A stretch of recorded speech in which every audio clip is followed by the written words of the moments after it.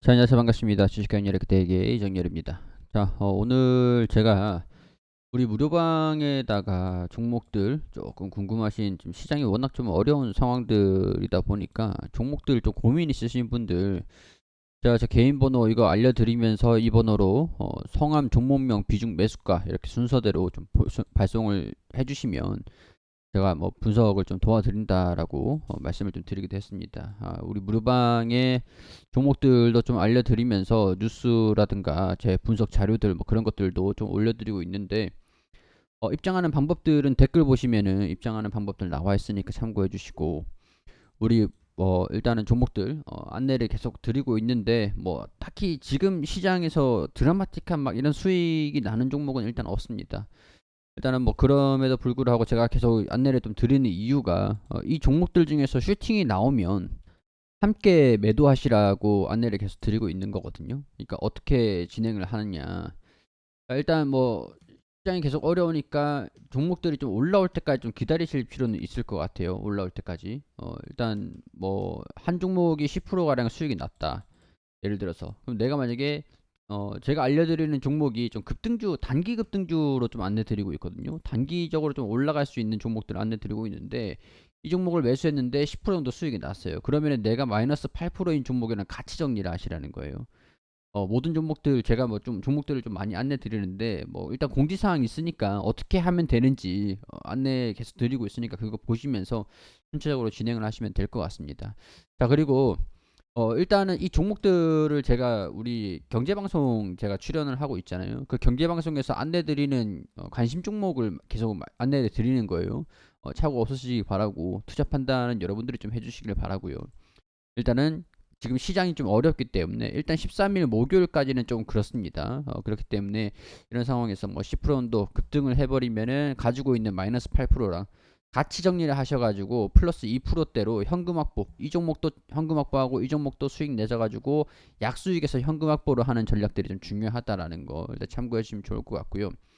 일단 문자를 좀 보내주신 분들께 보시라고, 다른 분들도 참고하시면 좋을 것 같고, 보시라고 제가 영상을 좀 촬영을 하게 됐는데, 일단은 뭐 첫 번째 종목입니다. YG 엔터테인먼트. 6만원에 비중이 뭐 20%다라고 하셨습니다. 6만 원이다라고 하셨으니까 조금 높은 편이시긴 해요. 이 정고점에서 바로 잡으신 것 같은데, 일단은 제가 YG 엔터테인먼트 관련해 가지고 좀 말씀드리고 싶은 거는, 이 엔터테인먼트 관련 기업들은 뭐 우리 금리 인상이라든가 상대적으로 경제라든가 이런 거에 영향을 좀 상당히 좀 덜 받는 편이긴 합니다. 다른 이제 경기에 좀 민감한 그런 기업들보다야 엔터테인먼트라든가 이런 조금 금리 인상하는 거랑 상관없고, 뭐 경제에 딱히 상관은 없는, 어떻게 보면 지금 대안이 될 수 있는, 지금 시장에서 대안이 될 수 있는 그런 상황들이거든요. 6만 원대가 뭐 엄청나게 높고 뭐 그런 수준들은 아닌 것 같아요. 딱 정고점 수준들이긴 한데, 일단은 지금 이 구간 장기 이평선이 보이시죠? 여기 장기 이평선, 장기 이평선이 이렇게 좀 올라오고 있는 상황에서 지지받아 줄 걸로 기대가 되는 이 구간이긴 합니다. 이 구간이, 그렇기 때문에 여기에서 일단은 지금 이제 비중이 좀 20%다라고 하셨는데, 대응 여력이 좀 있으신지 모르겠어요. 좀 평균 단가를 여기서 내가 20주를 20%를 가지고 있으면은 이 구간에서 반등을 좀 확인해 보시고, 45,000원 이 구간에서 반등 나오는지, 일단 이 추세를 좀 변환시킬 필요가 있을 것 같거든요.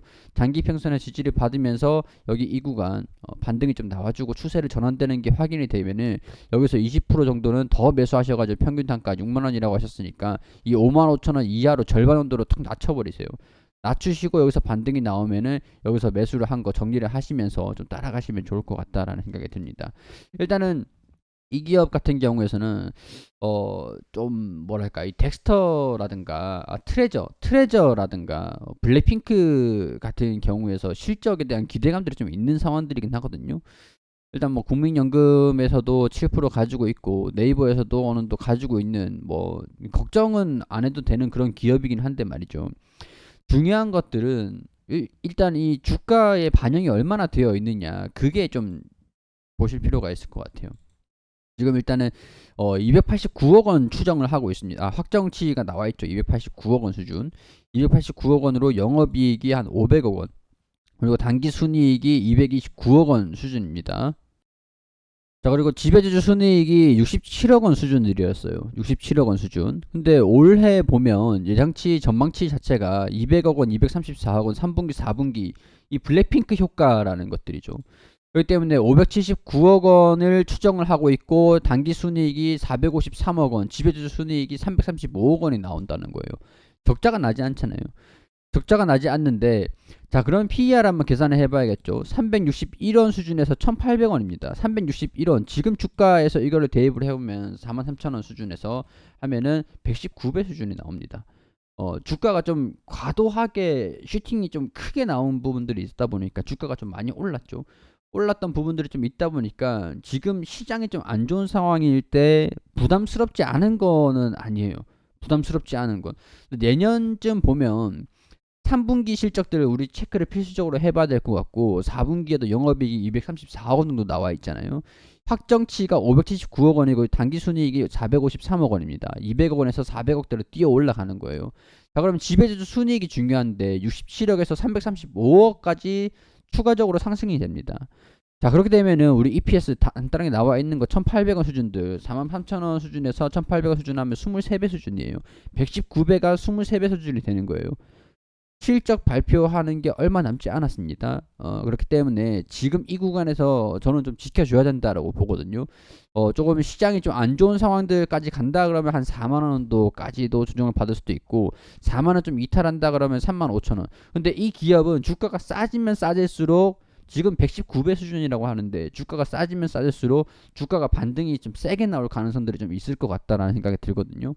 그렇기 때문에 이 부분까지 조정을 받으면 평균 단가를 한번 대폭 축소를 시키는 것들, 그러니까 반등이 나오는 것도 필수적으로 확인을 하고 평균 단가를 낮추는 그런 전략들이 좋을 것 같다라고 정리를 해드릴 수 있을 것 같고, 그리고 이 재무제표를 제가 계속 설명을 좀 드리고 있는데 이게 좀 이해가 안 되신다라고 하면은 우리 밑에 이 삼성전자 재무제표로 끝내는 적정주가 찾기 이거 있거든요. 여기 오셔가지고 1강 여기 있으니까 한번 수강을 해보시고 필요하신 분들 공부 필요하시면은 보셔가지고 결제하셔가지고 보시면은 분명히 도움 되실 겁니다. 이게 제가 이렇게 설명을 해드리는 거 말고도 우리가 재무제표를 딱 보면은 이 기업이 비싼가 안 비싼가 이런 것들을 우리가 알 필요가 있죠. 그렇기 때문에 이런 것들 뭐 참고하시면 될 것 같고요. 일단은 뭐 자산이 증가가 된다라고 하는 것들은 이전 뭐 연말까지도 계속 이제 실적에 대한 기대감들이 있다라는 얘기이기 때문에 한 4만 원에서 3만 5천 원 이 수준에서 반등 아니면 이 구간에서 바로 반등이 나오든가, 중요한 거는 추세가 전환될 때까지 전환되는 것들 확인하고 전환이 됐어요. 4만 5천 원 지지를 받는단 말이죠. 그럼 평균 단가를 20%더 매수하셔서 평균 단가 절반 정도 낮추신 다음에 지금 6만 원이니까 낮추신 다음에 반등이 탁 나와버리면은 이때 매수했던 것들을 정리를 하는 그런 방향으로 가시면 좋을 것 같습니다. 일단 YG 엔터테인먼트 받을 완료하고 그 다음에 이제 덱스터를 좀 가지고 계시는데 저는 좀 솔직하게 말씀드려서 우리 이런 미디어 쪽 있잖아요. 미디어 쪽. 미디어도 마찬가지입니다. 경기에 영향을 상대적으로 덜 받고 금리에 거의 뭐 상관없는 상황들이긴 하죠. 이 산업 좀 자체가. 근데 이게 메타버스 관련 기업이다. 근데 지금 메타버스 어떻습니까? 우리 미디어 관련 기업들은 실적이 좋아진다라고 해도 진짜 돌다리를 좀 두드려보고 건너야 되는 그런 기업이다라고 봅니다. 미디어 관련 종목들은 바이오랑 똑같아요. 게임주랑 똑같아요. 게임주, 미디어 똑같습니다.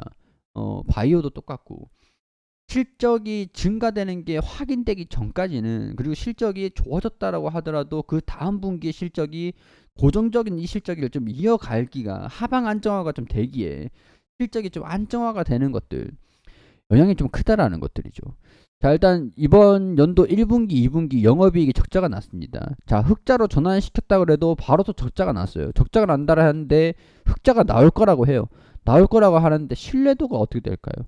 과연 저는 신뢰도가 좀 있을까? 이 추정을 하고 있는 거에서 이 바이오나 미디어 같은 게임 기업들 같은 경우에는 변수가 워낙 많다 보니까 실적이 흑자가 날 거야라고 보고 있는 상황인데 사실 실적을 발표하기 전까지는 우리가 이거를 확정 짓지 말고 기대하기가 좀 힘들 것 같아요.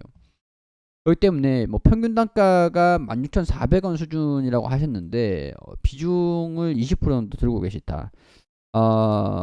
저는 이 기업은 그냥 웬만하면 조금 정리하시는 방향으로 가셨으면 좋겠다는 생각이 좀 듭니다. 왜냐하면 실적 일단은 3분기 실적들 발표를 하는 게 제가 예상을 하기로는 한 11월 중순쯤 될 것 같거든요. 한 26일 안팎으로 될 것 같은데 좀 그때까지는 상승할 수 있는 모멘텀이 조금 부재하긴 해요. 메타버스가 갑자기 또 튀어나올 리가 언제 튀어나올지 모르는 거고 계속 이 주식이 너무 좀 올라갔다 보니까 이 적자가 나고 있는데 올라갔다 보니까 이게 주가가 좀 조정을 받는 이 시간이 좀 긴 것 같습니다. 일단은 영업이익도 지금 계속 왔다 갔다 하고 있었던 상황들이었으니까 단기 순이익도 흑자가 났다 그래도 단기 순이익이 적자가 나는 그런 상황들이 있어요.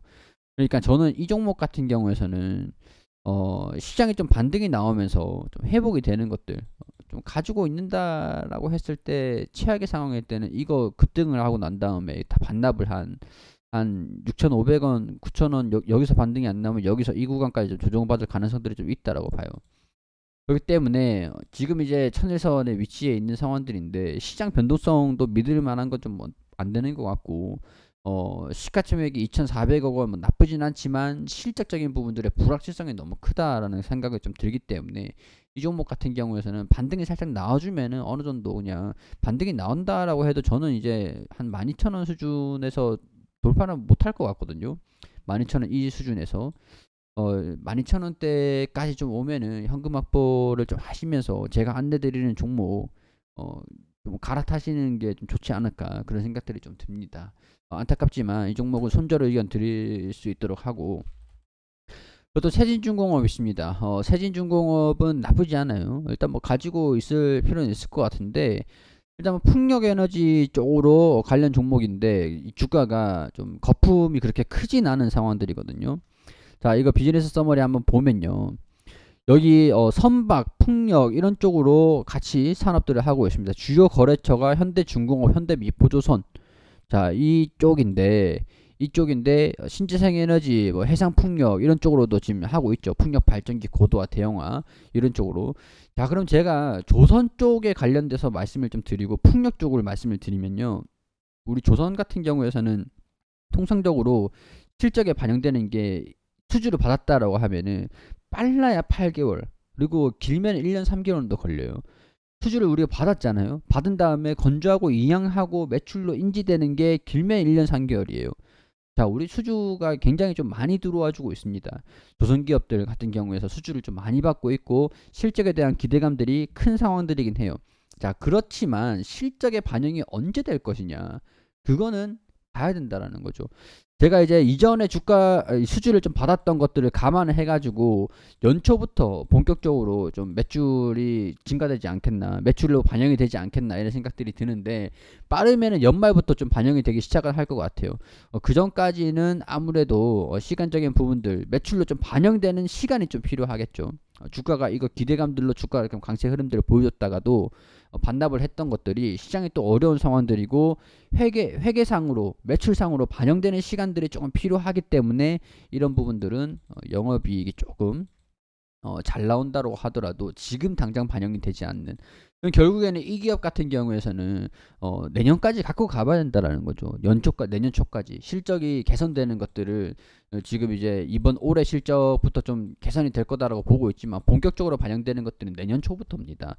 그렇기 때문에 적어도 이 기업을 뭐 가지고 있겠다, 대응을 하겠다라고 하면은 연초까지는 가지고 가보시는 게 좋을 것 같다라는 말씀을 드리고 풍력 쪽 같은 경우에도 연말부터 본격적으로 이제 납품이 시작되면서 글로벌 납품 물류 이제 유통이 시작될 거예요. 연말부터 이제 슬슬 시작을 할 건데 11월 12월에 이제 유통을 물류를 이제 보냈어요. 생산을 해가지고 물류로 보내면은 걔네들이 이제 공사를 할 거 아닙니까? 공사를 하고 주요 이제 풍력이 공사를 시작하고 이게 회계상으로 좀 반영되는 시기 그러니까 사이클이 언제 오느냐 이런 것들을 말씀을 드리면 아마도 내년 초라고 봅니다. 내년 초부터 풍력 쪽은 슈퍼 사이클이 좀 올 거라고 봐요. 그렇기 때문에 그런 모멘텀들, 조선 모멘텀이랑 풍력 모멘텀 그런 것들은 내년 초에 반영이 된다. 시기적인 부분들로서 지금은 아무래도 뭐 가지고 있을 수밖에 없는 그런 상황들이겠죠. 근데 좀 타이밍을 우리가 좀 기술적인 부분들의 공부를 좀 하실 필요는 있을 것 같아요. 아니면 해외 재물을 보시든지 재물을 보시면서 이 얼마가 저평가인가 그런 것들을 좀 보실 필요는 좀 있을 것 같고, 지금 8,500원에 매수했다라는 것들은 그냥 주가가 쭉 올라갔을 때 나는 뭐 떨어져도 뭐 대응을 하겠다 이거 아니면은 그냥 고점에서 잡으신 거거든요.